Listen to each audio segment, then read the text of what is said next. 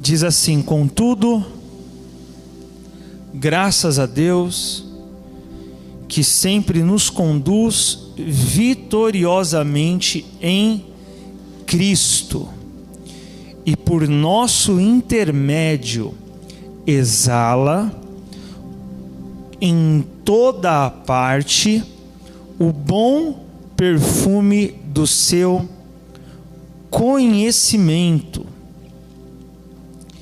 Porque para Deus somos o aroma de Cristo entre os que estão sendo salvos e mesmo para os que estão perecendo. Para estes últimos somos cheiro de morte para a morte, para aqueles outros a boa fragrância de vida para a vida. Mas quem são os que estão capacitados para essas verdades? Ou seja, quem é que realmente está capacitado para ser esse perfume, esse aroma de Cristo? Para a gente entender melhor esse texto, eu vou ler ele numa outra tradução, e eu não vou conseguir pôr na tela, então eu vou pedir para você só escutar. É a Nova Tradução da Linguagem de Hoje. Eu tomo um certo cuidado com essa tradução, porque ela é uma tradução que, em alguns textos, ela já traz uma interpretação. Então ela traduz, mas já interpretando o que pode ser o significado do texto. E aí, no caso, a interpretação vem de quem traduziu, O mais ideal é que seja simplesmente traduzido e não interpretado. A interpretação vem com o estudo.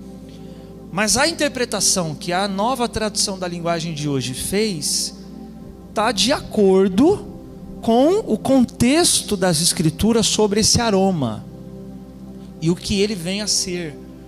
Porque há traduções, por exemplo, que dizem perfume, de Cristo. E quando a gente ouve sobre perfume, a gente tem na nossa imaginação o que hoje nós conhecemos como perfume. E não é disso que Paulo está falando. Ele está falando de algo aromático. E dentro do contexto das Escrituras, havia algo aromático no templo em Jerusalém, inicialmente no tabernáculo, depois no templo. E Paulo usa isso como exemplo de quem nós somos para Deus. Amém? Você está aí ou não? Presta atenção. Olha o que ele fala de novo aí no versículo, ainda na King James. No versículo 15, ele fala assim, porque para Deus somos o quê? O aroma de Cristo. Veja que esse versículo está se referindo a quem nós somos para Deus. E aí Paulo diz que somos para Deus o aroma de Cristo. E aí, para a gente entender o que Paulo tomou como exemplo para representar quem nós somos para Deus, a gente precisa compreender o contexto das Escrituras num geral sobre o que significa esse aroma. Porque Paulo está falando que é o que nós somos para Deus, nós somos esse aroma. E aí a Nova Tradução da Linguagem de Hoje, ela traz uma tradução que dá o sentido do que provavelmente Paulo queria dizer sobre aroma. Presta atenção. Olha só. Ele diz assim, somos como um perfume. Olha aí, tá vendo? No versículo 14, a Nova Tradução da Linguagem de Hoje, ela usa perfume. Aí a gente pode pensar que tem a ver com o que hoje nós conhecemos por perfume. Mas no versículo seguinte, olha só, presta atenção.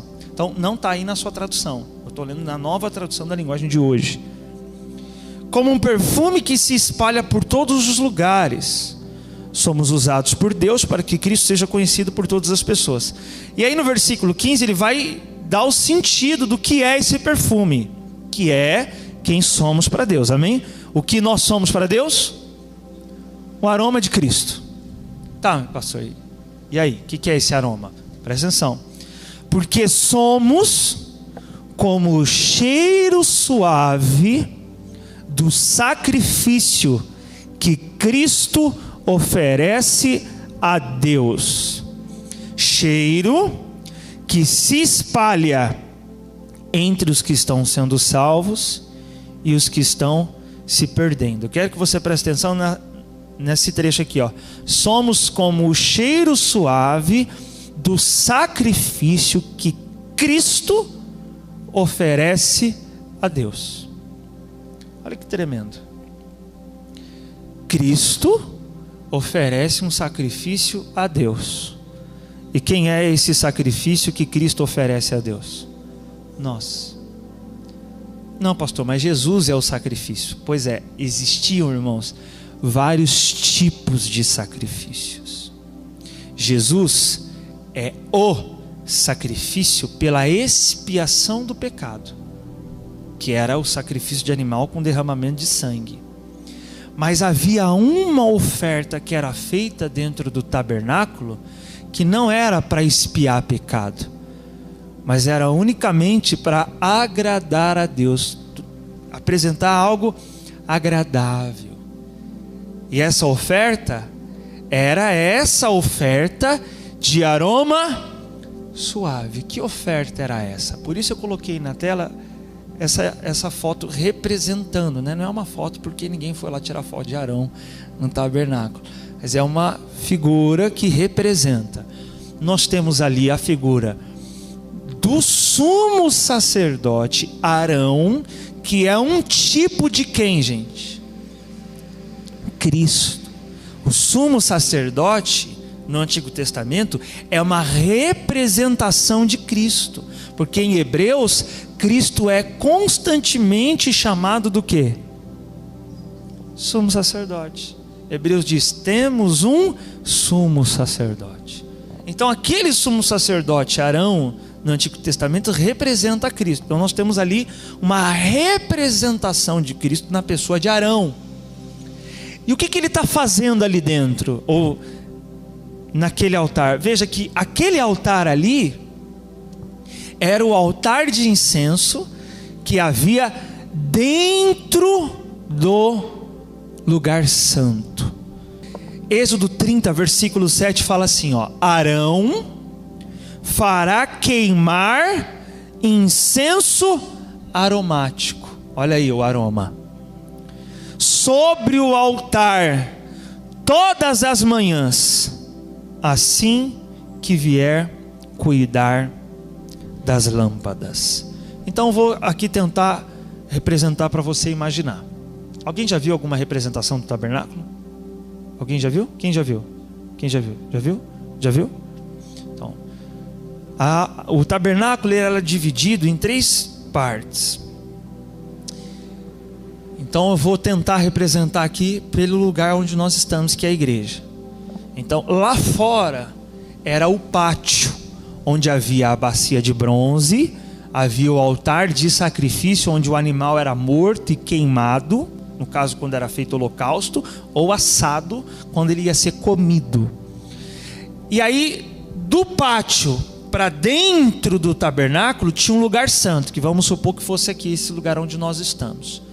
Havia um véu ali na entrada, e aí dentro do lugar santo só entrava os sacerdotes e o sumo sacerdote, que era Arão. E aí o que tinha ali dentro? Tinha 3 coisas. De um lado tinha a mesa de ouro, revestida de ouro, com os pães. Do outro lado tinha o candelabro,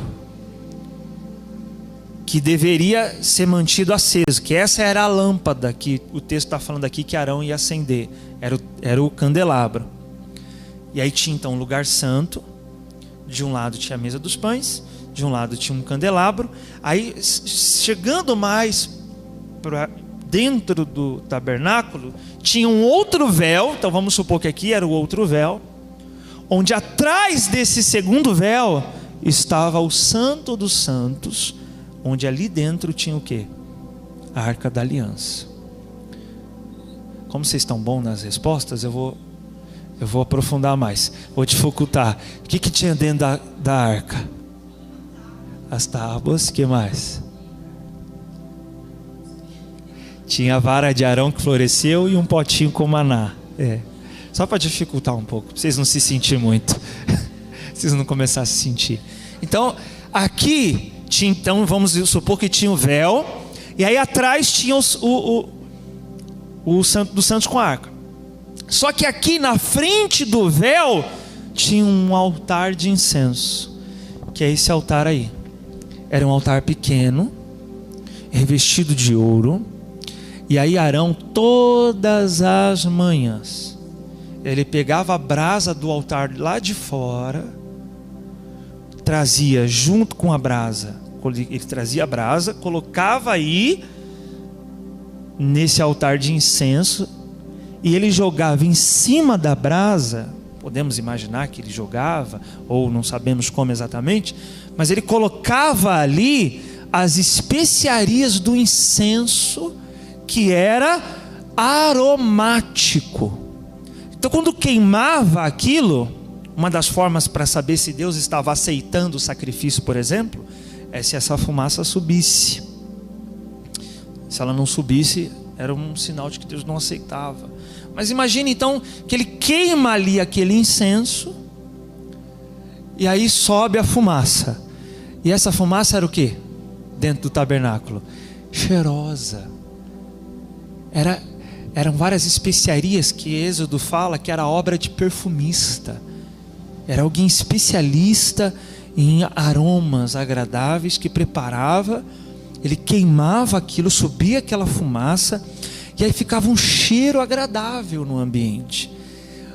Há comentários rabínicos de que na época do templo em Jerusalém, como era todo dia que ficava queimando aquele incenso, quando isso chegava a momentos que tomava a cidade, e eles dizem, não sei se de forma poética ou literal, que as noivas nem sequer precisavam se perfumar no seu casamento, porque o aroma do incenso era tão forte que já perfumava toda a cidade. Mas é uma representação de que era um aroma que se espalhava por toda a parte, e isso era uma oferta que quem apresentava? Arão, o sumo sacerdote. Agora vamos tomar o que Paulo está dizendo. Cristo é o sumo sacerdote, e nós somos o quê? O aroma. Nós somos esse sacrifício que Cristo oferece a Deus. E a respeito desse sacrifício que devemos ser nós, amém? O que Paulo fala? Apresentei o vosso corpo como sacrifício vivo e agradável a Deus. Veja, esse sacrifício que devemos ser nós, Arão apresenta esse sacrifício, e o único objetivo, olha só, eu vou citar um comentário sobre esse incenso que era queimado, um comentário rabínico sobre ele. Diz o seguinte: o incenso é a mais querida de todas as ofertas. Todos os outros sacrifícios eram para expiar pecados, que esse foi o sacrifício de Cristo. Mas o incenso era ofertado apenas para trazer alegria e felicidade, mas sobretudo para trazer alegria e felicidade ao Senhor, agradar ao Eterno. Eu vou citar, agora sim eu vou pôr na tela, já que você conseguiu então entender bem ali a imagem, de Levítico capítulo 6, versículo 15. Vamos ver se vai aparecer.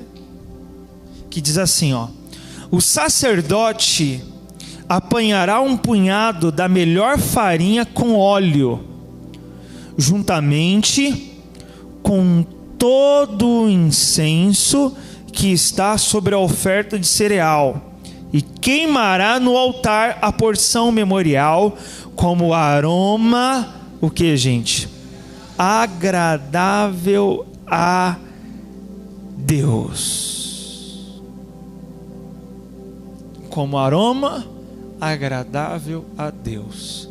Então, o que Cristo quer apresentar a Deus são pessoas que se tornam como esse aroma, que que o que exala delas, que o que sai delas é agradável a Deus.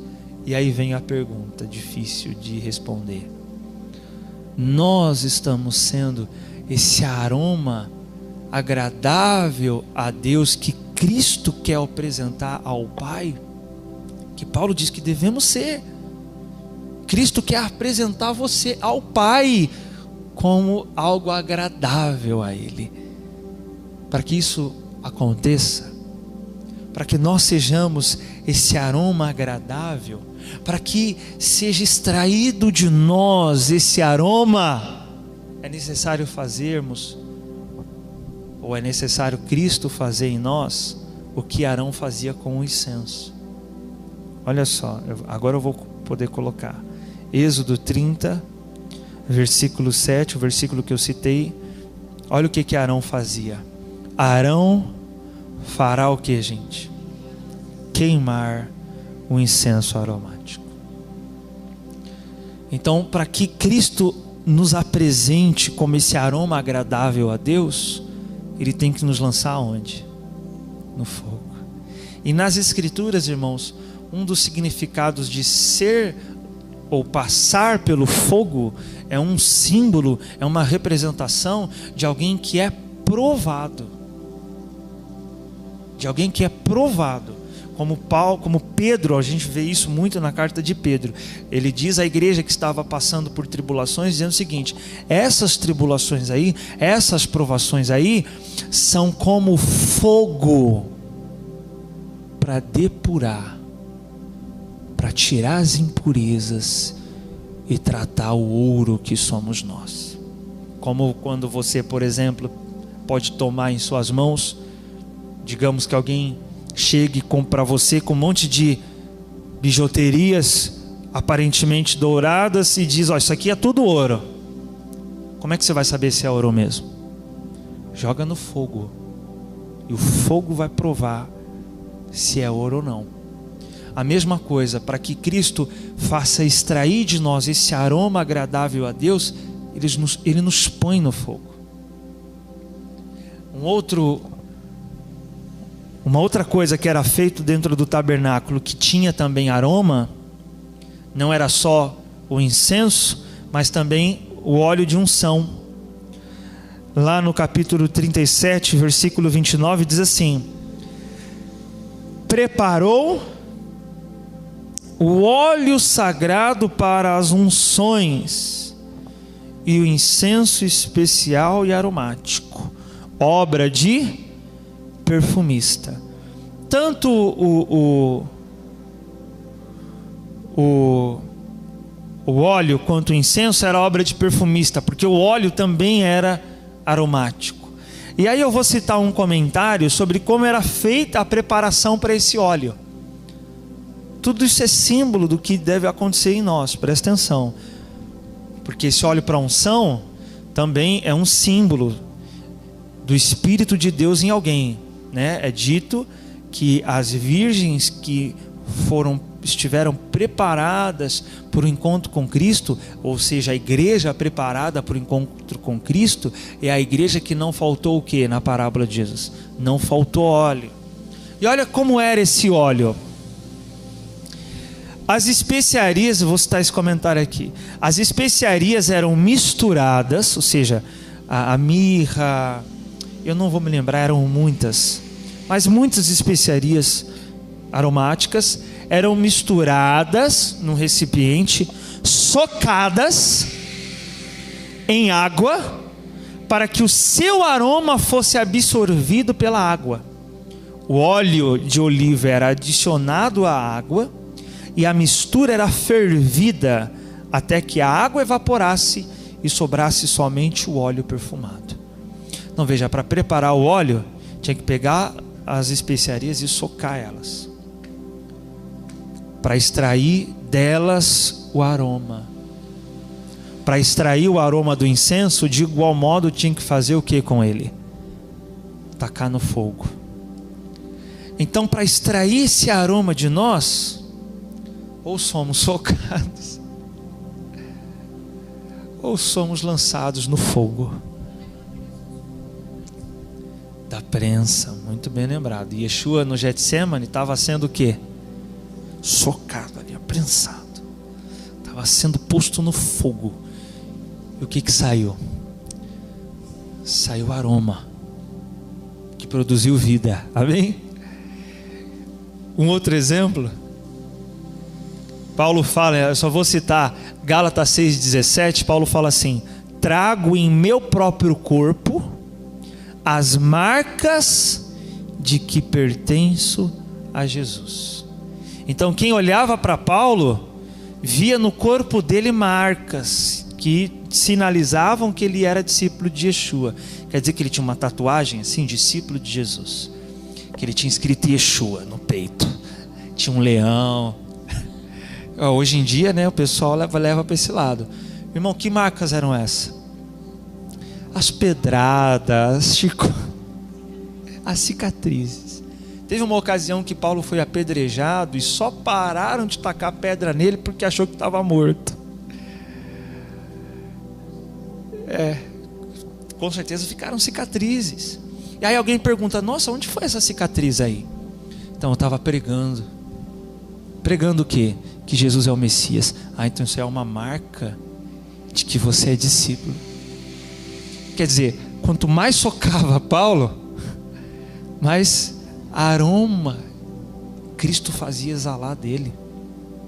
Um outro exemplo nós temos também nas Escrituras: Ananias, Misael e Azarias, que são os 3 Yehudim, os 3 judeus da tribo de Judá, que foram para a Babilônia e receberam nomes babilônicos.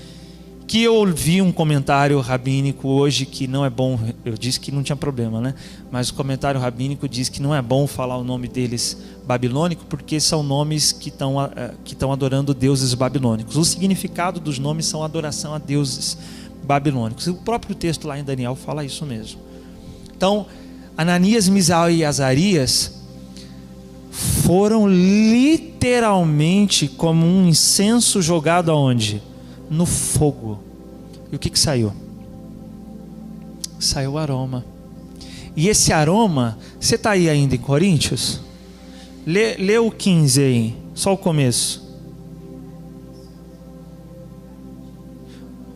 Então, para Deus somos o aroma de Cristo.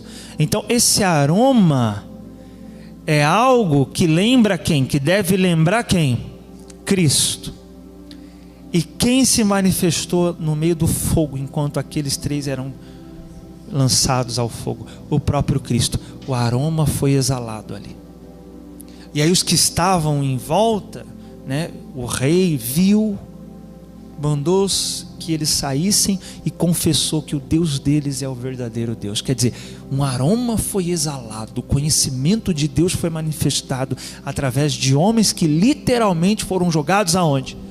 No fogo. Mas o fogo para eles não começou só quando eles caíram lá dentro. A prova começou quando foram desafiados a se dobrarem. Mas o que saiu da boca deles? Aroma. Porque eles disseram: o nosso Deus é o único, e se Ele quiser nos livrar, nos livra, senão não nos renderemos à sua imagem. Ou seja, saiu aroma. O exemplo que eu também gostaria de mostrar para você é Atos 16. Vai lá em Atos 16. Atos 16, abra aí.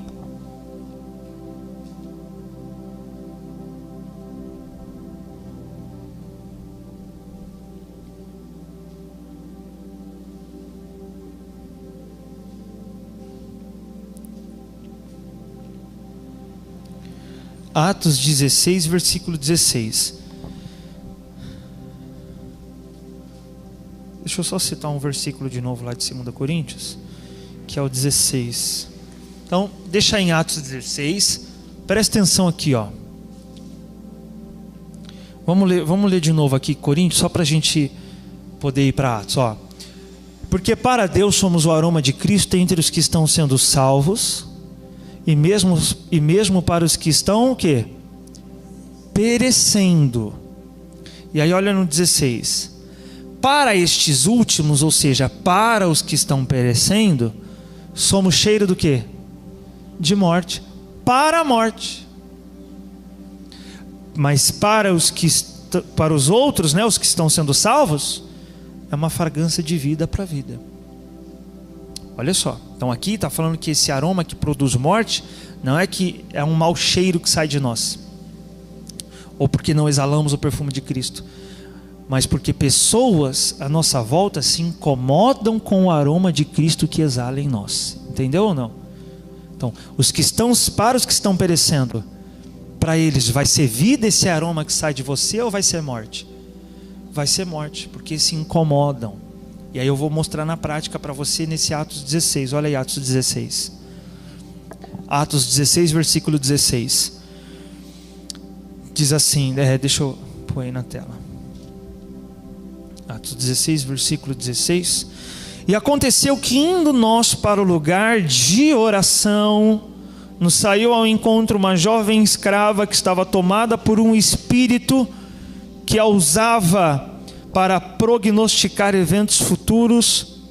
Dessa forma ela arrecadava muito dinheiro para os seus senhores por meio de adivinhações.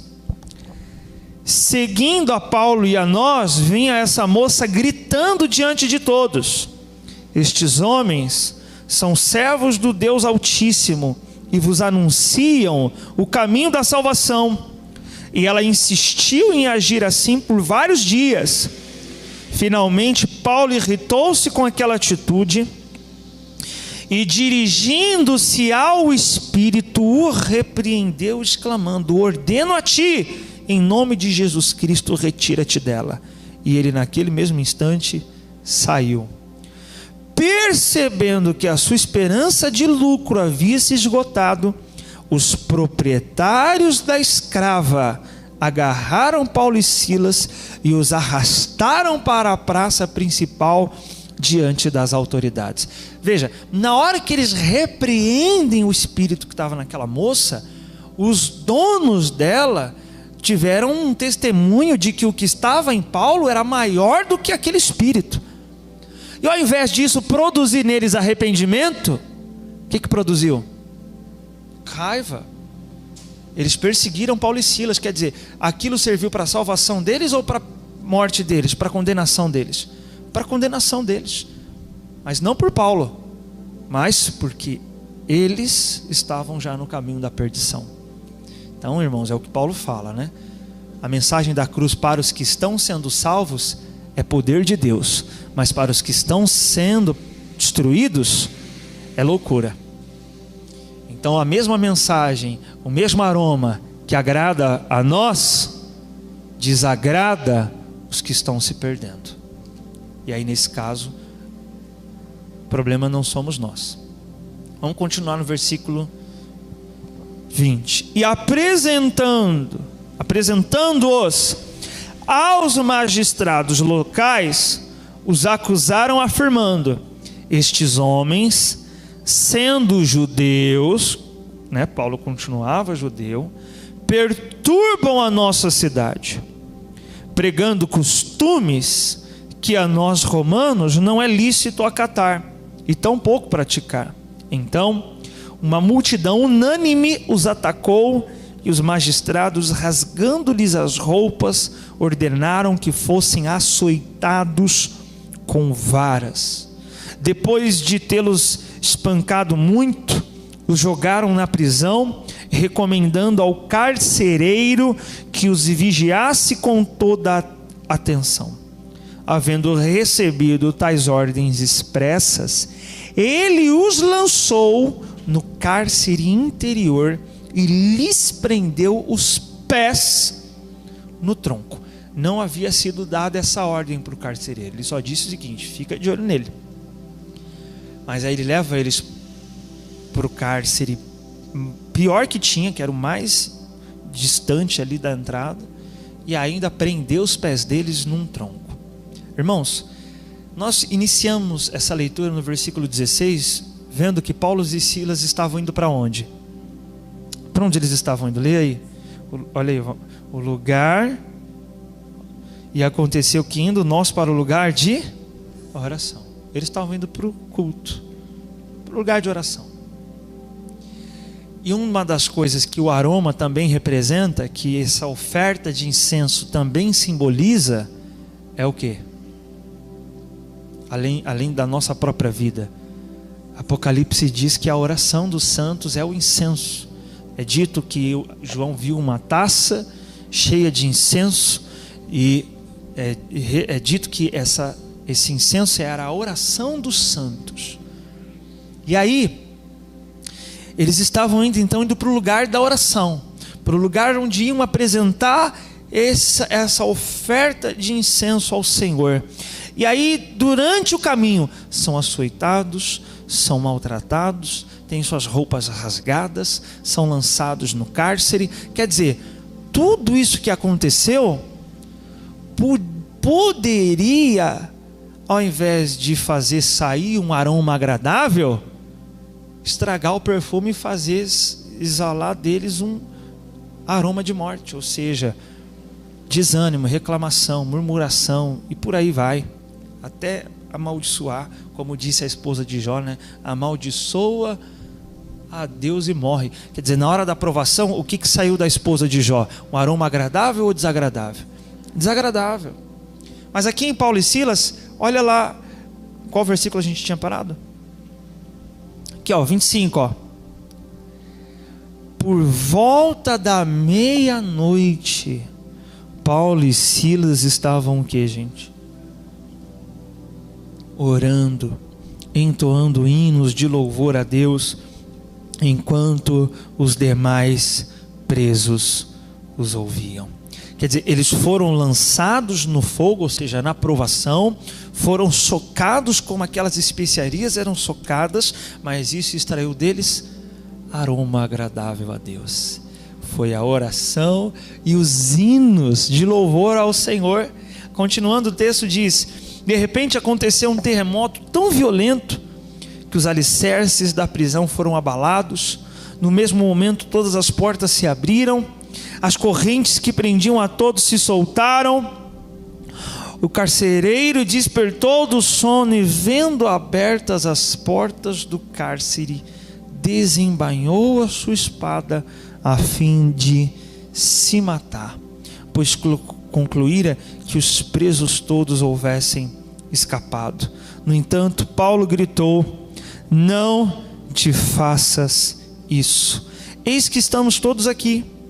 Então o carcereiro pediu uma luz, correu para dentro e trêmulo atirou-se aos pés de Paulo e Silas. Em seguida, conduzindo-os para fora, rogou-lhes: senhores, o que preciso fazer para ser salvo? O mesmo carcereiro que levou eles lá para dentro, prendeu o pé deles num tronco, ficou lá vigiando eles, o mesmo carcereiro que ia se matar, ele faz essa pergunta. E aí no 31 diz: eles prontamente lhe afirmaram: crê no Senhor Jesus, e assim serás salvos tu e os da sua casa. E lhe ministraram a palavra de Deus, bem como a todos de sua casa. Naquela mesma hora da noite, tomando-os consigo, lavou-lhe os ferimentos e logo foi batizado, ele e todos os de sua casa. Então insistiu para que subissem à sua casa, onde lhe preparou uma mesa farta, e com todos os seus expressava grande alegria por haverem crido em Deus. Irmãos, enquanto Paulo e Silas foram socados, foram lançados ao fogo em meio àquela provação, saiu deles oração, saiu deles hinos de louvor ao Eterno. Nós vimos em Coríntios que esse aroma é Cristo que exala através de nós, né? Nós vimos que na hora em que o carcereiro pergunta sobre a salvação, Paulo ainda prega sobre Cristo, prega a palavra, vai na casa daquele homem. Quer dizer, veja que uma situação que era para fazer sair um aroma desagradável de Paulo e Silas, só contribuiu para que um aroma agradável fosse exalado a partir deles. E assim somos nós. para Cristo apresentar esse aroma agradável a Deus através da nossa vida, Ele vai nos lançar em meio ao fogo, em meio à provação, mas não para que saia um aroma de morte, mas para que saia de nós um aroma de vida. Isso só não acontece quando em nós, esse é um versículo que inclusive eu já citei aqui um tempo atrás, e eu queria citá-lo novamente, eu vou pôr aí na tela, de Eclesiastes capítulo 10, versículo 1, que diz assim, ó: e as moscas mortas fazem com que o óleo do perfumista se corrompa e produza mau cheiro. Da mesma forma, um pouco de tolice pode fazer o conhecimento perder todo o valor. Veja que nós lemos em Coríntios que esse aroma é o conhecimento de Cristo, que é manifestado através de nós. E aí tudo que você sabe de Cristo, o testemunho que você sabe que tem que manifestar de Cristo, às vezes por uma tolice, acaba estragando isso.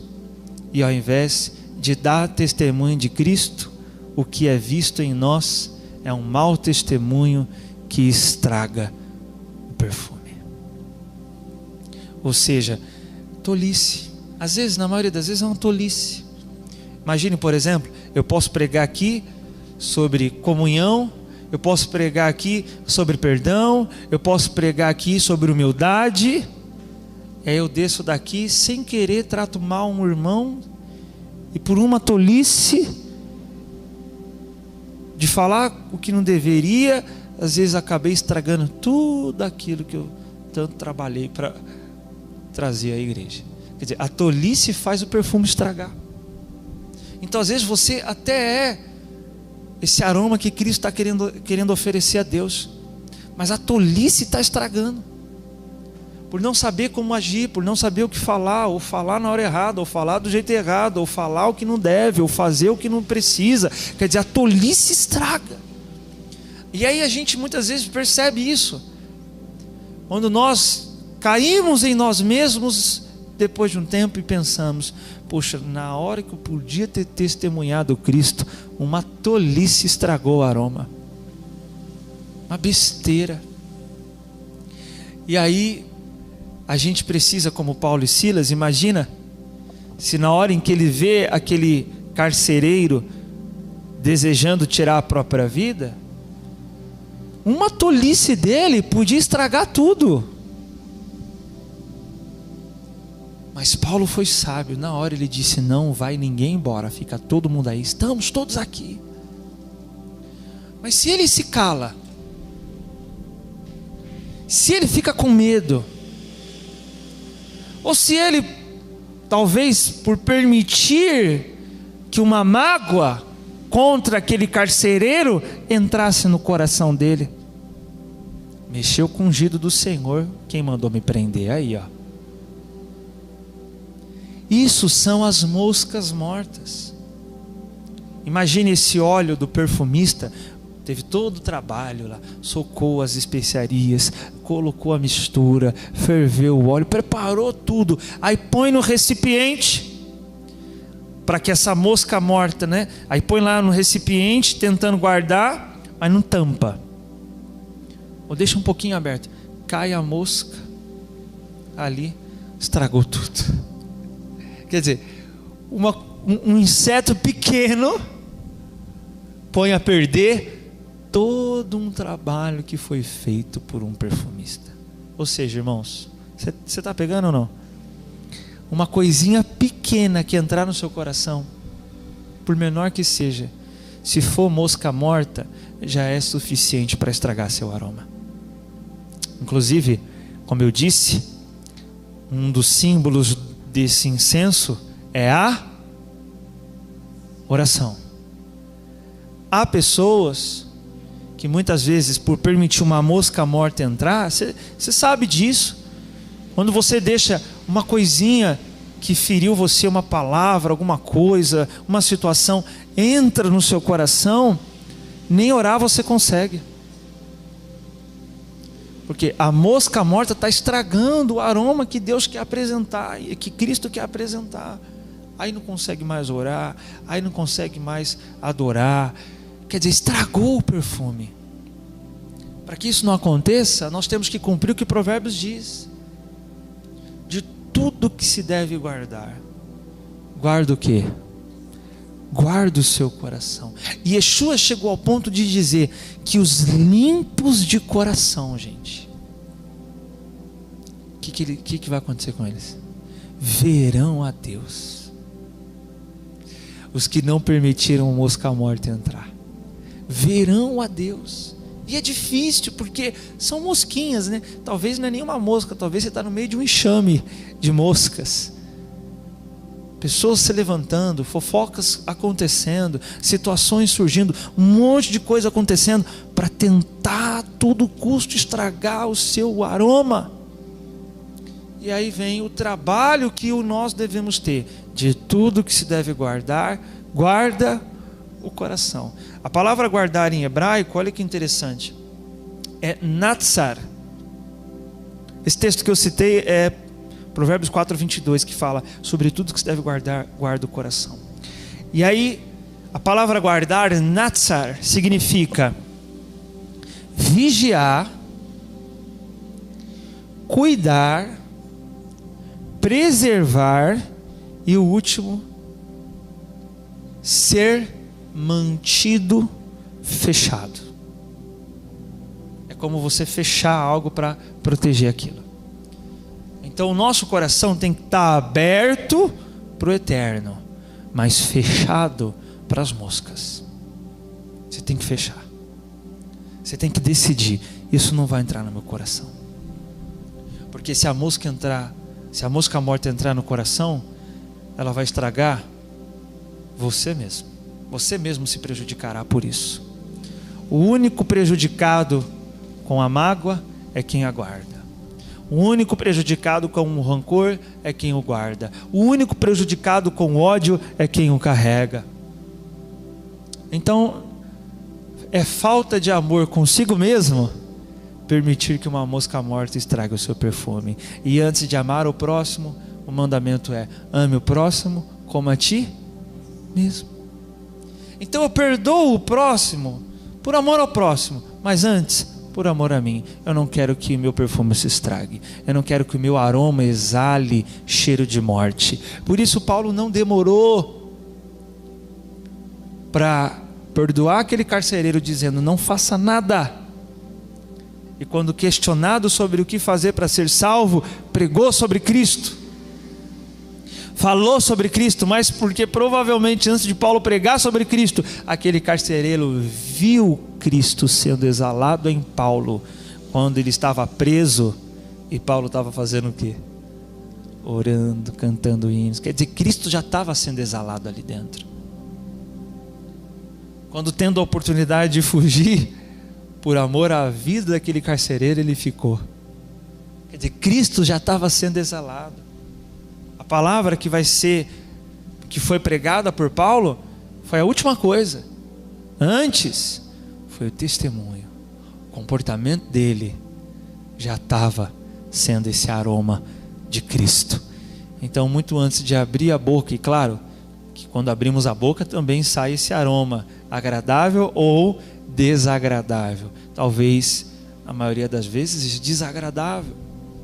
Mas glória a Deus que nós temos o nosso Senhor Jesus Cristo, que pode nos tornar puros de tudo aquilo que vem para tentar estragar o nosso aroma. Porque uma vez chegou a Jesus um homem impuro, que era a lepra que ele trazia em seu corpo, era o juízo contra um pecado, que é o pecado da Lashon Hará, da língua má. Por isso, em Israel, quem ficava leproso não era doente, era impuro. Era um juízo contra um pecado. Quer dizer, ele pecou. Aquele homem que chegou diante de Jesus leproso, é porque dele saiu um aroma desagradável. Mas ele chegou para Jesus e disse: Senhor, se tu quiseres, o Senhor pode me purificar. E Yeshua disse: eu quero ser limpo. E Jesus responde isso para você hoje: eu quero. E Ele limpa o seu coração de toda a mosca morta, para que de você seja apresentado a Deus um aroma agradável. E todo dia Arão entrava no tabernáculo e queimava o incenso. Todo dia. Você tem que estar com o seu coração, não só a provação na qual nós passamos, mas todo dia você tem que estar com o seu coração queimando com o Espírito Santo, para que através de você exale o perfume de Cristo. Porque o dia que você se esfriar, esse aroma já não vai ser mais sentido. O dia que o seu coração esfriar, esse aroma já não vai ser mais exalado. Mas enquanto o seu coração estiver queimando, e repito, Arão fazia o incenso queimar quando? Todos os dias. Todos os dias você tem que guardar o teu coração para que ele continue queimando e de você continue exalando o aroma agradável a Deus. Amém?